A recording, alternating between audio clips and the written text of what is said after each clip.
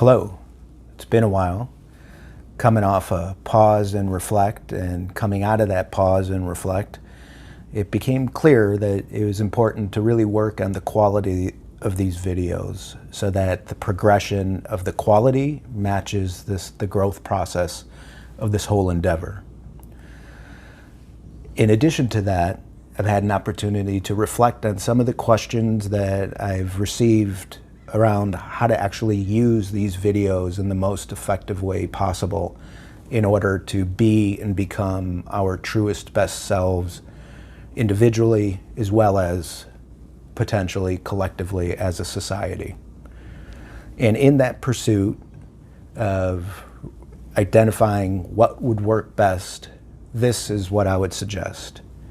I would suggest that you start with letter number 1 and then go in order. And you could go as fast as you like from 1 through all of them.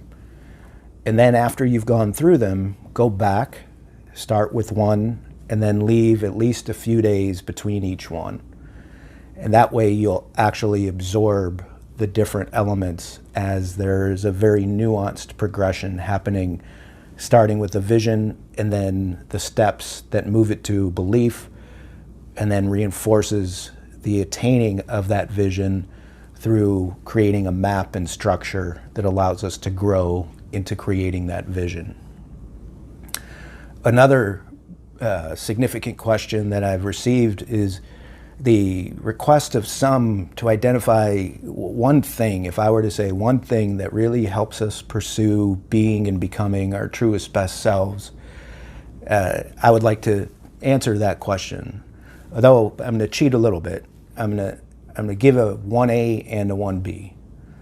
1A is be and become totally fearless.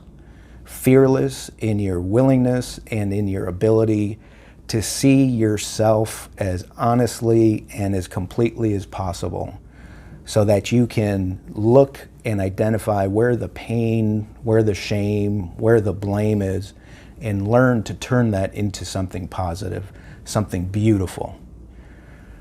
And that endeavor we will come back to over and over of how to actually transform things we're fearful of into something we find beauty in and hope in.